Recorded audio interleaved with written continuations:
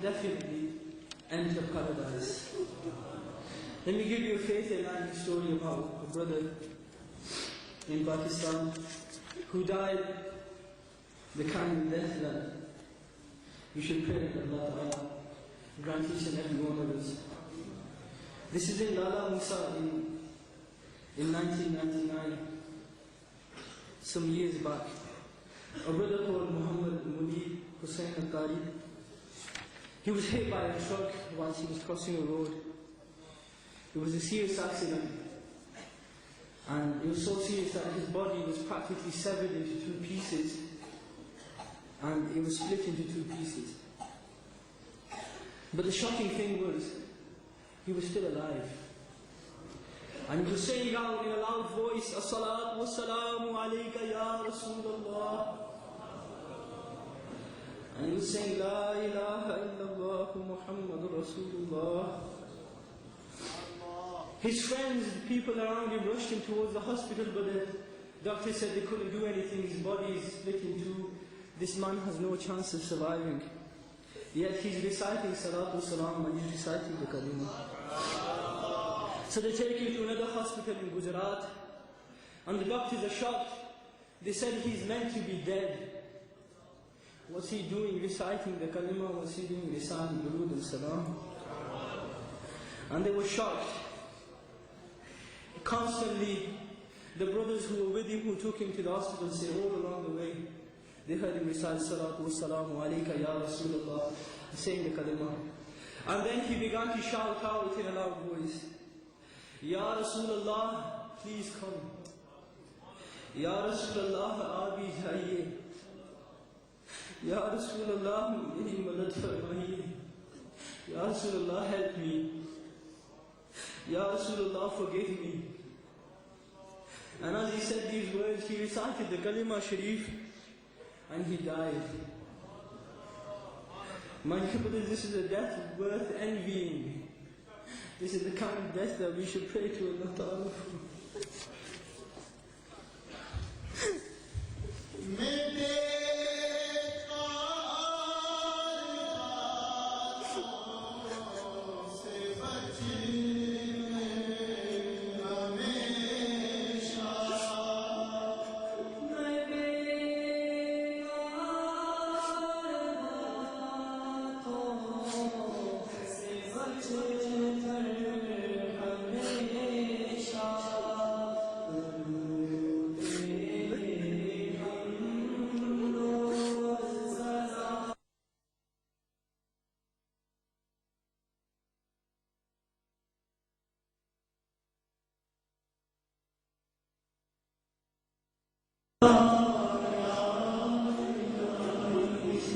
Sometimes the mahul that a person is attached to can guarantee and can increase the chances of you dying such a death.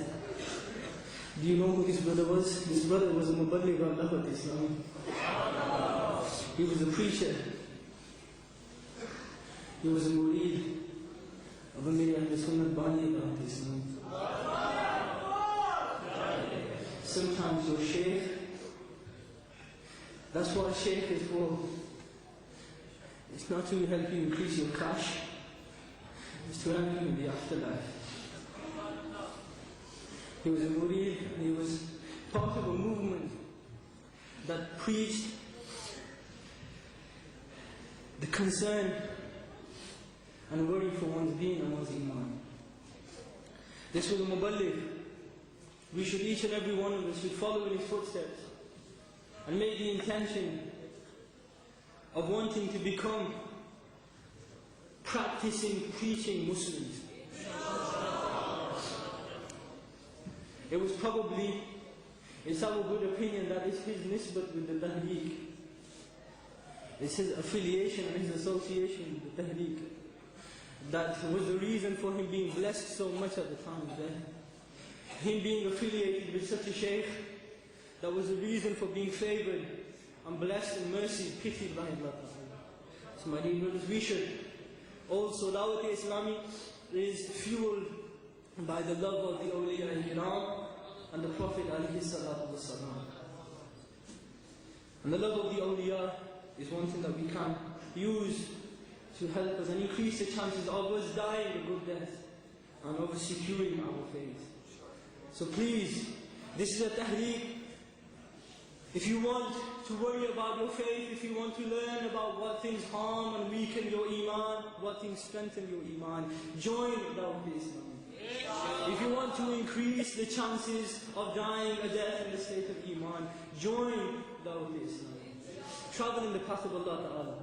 Travel in the Madani Kafir. There will be brothers after the Ijtima who will possibly be travelling straight from this Ijtima to various locations throughout the country with this sole purpose of preaching and practicing, learning something themselves. If you can't travel immediately after the Ijtima, then give your name down to a responsible brother and let him know when you are available to travel. Let him know when you can travel, and he'll inshallah keep in touch with you and let you know, keep you informed of when there are kafilas traveling in your local area. Sallu ala al-Habib.